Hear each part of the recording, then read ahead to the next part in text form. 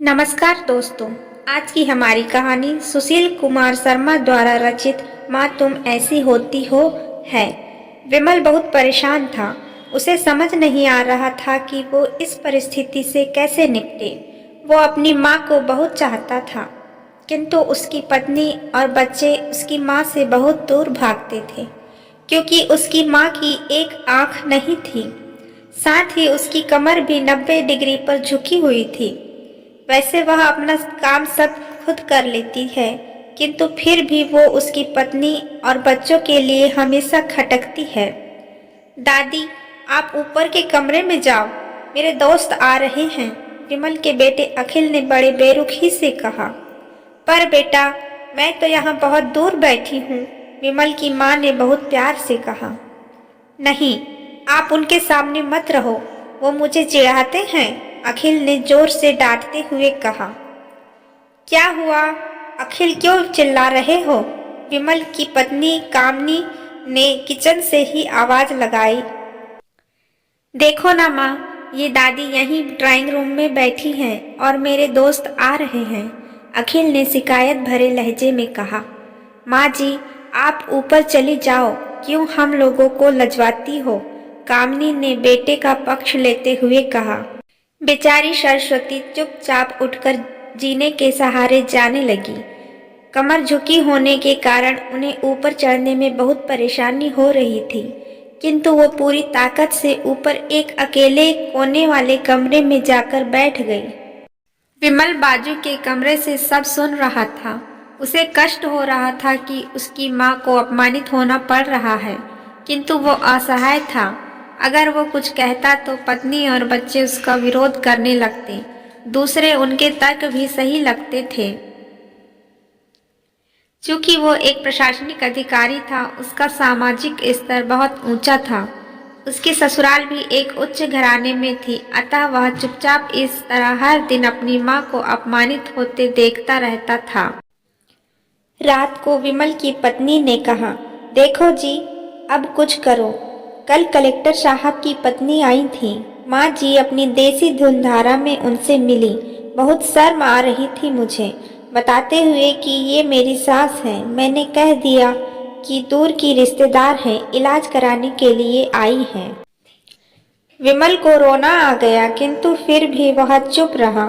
उसे समझ में नहीं आ रहा था कि वो क्या करे। अपने बेटे की मनःस्थिति को सरस्वती अच्छी तरह से जानती थी और बेटे को कोई कष्ट न हो, इसलिए वो हर बात को चुपचाप सह लेती थी। विमल बहुत उदास रहने लगा। एक तरफ परिवार और सामाजिक स्तर पर जीने की प्रतिबद्धता थी, तो दूसरी ओर माँ। आखिर माँ से अपने बेटे की यह हालत देखी नहीं गई। एक दिन उसने अपने बेटे से कहा, विमल, बहुत दिन हो गए हैं, मैं अपने गांव नहीं गई।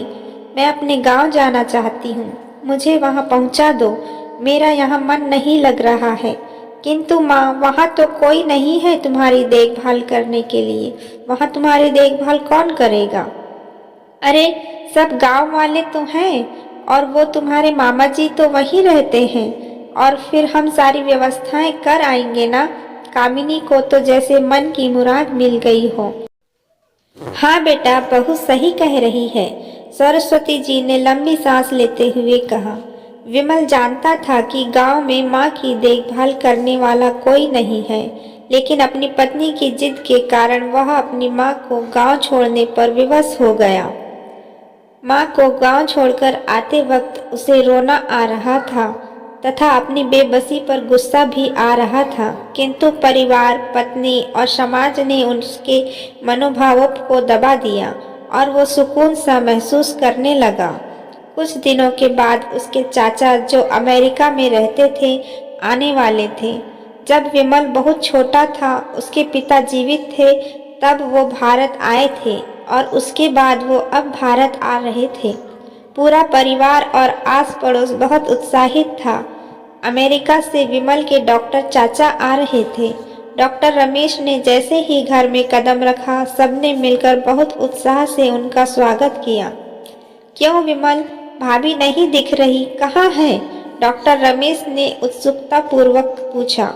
जी, वो गांव में रहती हैं, यहाँ उनका मन नहीं लगा। कामिनी ने सपाट लहजे में उत्तर दिया। डॉक्टर रमेश ने विमल की ओर देखा तो विमल नजरें झुकाए खड़ा था। रमेश सब समझ गए। बोले, कल हम भाभी से मिलने गांव चलेंगे सब लोग। दूसरे दिन सभी लोग गांव के घर में पहुंचे। देखा कि सरस्वती को बहुत तेज बुखार है और वो पलंग पर असहाय पड़ी है। डॉक्टर रमेश दौड़कर सरस्वती के पास गए, उनके पैर छुए। सरस्वती की ये हालत देख उनकी कल्पना से परे थी। वह, बेटा विमल, तूने तो नाम उजागर कर दिया। अपनी माँ की ये हालत देखकर तुझे तो शर्म भी नहीं आ रही होगी। डॉक्टर रमेश ने विमल को लगभग डांटते हुए कहा। नहीं देवर जी, विमल का कोई दोष नहीं है, मैं खुद गांव आई थी। सरस्वती ने अपने बेटे का बचाव किया। मुझे सब पता चल गया है भाभी, आप चुप रहो। क्यों बहू, तुम्हें अपनी सास की कुरूपता पसंद नहीं है? समाज में तुम्हें नीचा देखना पड़ता है ना? डॉक्टर रमेश ने कामिनी की ओर व्यंग्य करते हुए देखा।